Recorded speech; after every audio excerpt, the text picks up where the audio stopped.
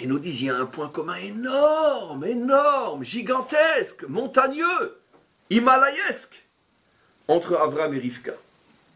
Mais où il imagine qu'une créature comme ça existe sur Terre, à part une idiote?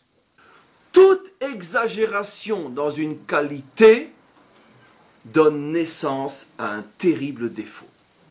À partir du moment où on a compris ce problème fondamental, l'origine des forces problématiques est fondamentalement importante. Parce que puisque j'ai compris que la force qui pose problème, Ishmaël ou Esav, ont pris racine dans une matrice elle-même problématique qui les a créées, je ne dois pas me tromper de matrice pour comprendre le problème. C'est pour ça que, en ce qui concerne Ishmaël, c'était plus facile, on ne pouvait pas se tromper, c'est clair qu'il vient d'Abraham. En ce qui concerne Esav, on aurait pu facilement se tromper vu la relation étroite qu'il y avait entre Yitzhak et Esav. Si vous faites le tour du monde entier et vous demandez Yitzhak était surtout le fils de qui, tout le monde vous répondra Esav était le fils de qui? Entre son père et Esav, il dira c'était le fils de Yitzhak. Or, nos maîtres nous révèlent que non, que la matrice qui a fécondé le problème appelé Esav est Rivka. Si ça n'avait dépendu que de Esav, que de Yitzhak, parce que j'ai aujourd'hui, si ça n'avait dépendu que de Yitzhak, Esav ne serait pas né comme il est né. Yitzhak n'aurait pas produit un Esav. C'est Rivka qui a produit un Esav. Alors on a identifié les deux matrices, et maintenant se pose la question fondamentale, vous imaginez les implications dans notre monde moderne, se pose maintenant le problème fondamental. Quel était le problème des matrices? Pourquoi elles ont engendré l'une un Ishmaël et l'autre un Esav? Au-delà, bien sûr, de l'aspect biologique et physique. Alors, nos maîtres nous révèlent quelque chose d'absolument époustouflant. Ils nous disent, il y a un point commun énorme, énorme, gigantesque, montagneux, himalayesque, entre Avram et Rivka. Le point commun, c'est que ce sont tous les deux des fous du chesed. Des fous du chesed.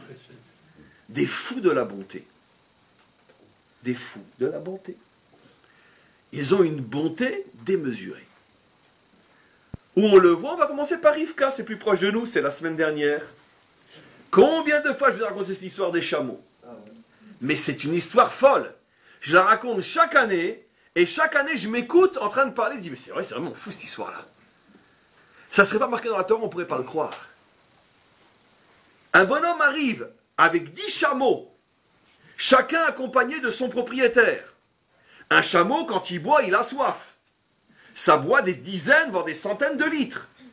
Il demande à une petite fille, donne-moi un verre d'eau, et elle doit elle-même en arriver à répondre, je te donne à toi et à tous tes chameaux, mais où il imagine qu'une créature comme ça existe sur Terre, à part une idiote, une débile. Qui c'est qui va répondre une chose pareille? Ou, que Dieu me pardonne pour notre maman, une Rivka. Ou une débile, ou une Rivka. C'est-à-dire une folle de la bonté. C'est une bonté qui dépasse l'entendement. Une bonté qui dépasse l'entendement. On lui a demandé un verre d'eau, elle nourrit 10 chameaux. C'est jamais vu sur Terre, un truc pareil. Je peux comprendre qu'on lui demande un verre d'eau, elle donne 10 verres d'eau à 10 hommes. Ça, en soi, c'est déjà un acte de bonté. Mais 10 chameaux, alors qu'ils sont en train de jouer au chèche-bêche à côté de leurs chameaux, chacun a son bédouin à côté, et c'est à moi, la petite fille, de nourrir les chameaux. Donc, on a affaire à quelque chose de démesuré dans le chesed. Maintenant, Abraham, c'est exactement la même chose. Où est l'acte de chesed fou, démesuré, inconcevable, voire même dangereux pour sa santé, qu'a fait Abraham le 3e jour de la circoncision, en plein soleil, à 50 degrés à l'ombre, à Beersheva? Il se met dehors, à l'âge de 100 ans, pour recevoir des invités qu'il n'y a pas, que Hachem est obligé de lui envoyer 3 anges, parce que des humains, il n'y en a pas, tellement il fait chaud. Même des bédouins, dans le désert de Beersheva, ils ne trouvent pas, tellement il fait chaud. Et lui, monsieur, à 100 ans, le 3e jour de la circoncision, il est dehors, en train d'attendre des invités. C'est de la folie. Il est fou. Maintenant, tu les as trouvés, Seder, Tu as besoin de courir toi-même après des vaches. Tu as besoin toi-même de les laver. Tu as besoin toi-même de leur apporter à manger. Tu as besoin toi-même de te tenir debout pendant que ces pachas sont tachis en train de manger et dire ça va, vous voulez encore un petit peu de sucre, un petit peu de sel, ça va, tout va bien? Mais nous, on nous raconte cette histoire depuis le Talmud Torah, alors on ne se rend même pas compte que c'est de la folie cette histoire-là. C'est pas du chesed, c'est de la folie. J'insiste bien, c'est de la folie. C'est démesuré. Mais le problème, c'est que c'est leur nature. Avraham et Rivka, en tant commun, qu'ils incarnent une qualité qui le pousse à l'extrême. Au-delà de la logique, au-delà de la morale, au-delà du normal, au-delà de l'acceptable, c'est sans limite. Maintenant, mes amis, il y a un problème que nos maîtres nous apprennent. Si je m'arrête là et que j'essaie de commencer à réfléchir avec mon background de 2000 ans d'exil, avec une tête complètement abîmée, qu'est-ce que je vais dire? Ah ben c'est super ça! C'est magnifique ça, vous vous rendez compte, hein, enfin des vrais bons. Il ne faut pas se tromper de lettres là. Enfin des vrais bons. D'accord? Ah, elle est meilleure que celle que vous voulez sortir, celle-là, des jambons. Enfin des vrais bons. Des jambons. C'était de vrais jambons. Enfin de vrais bons.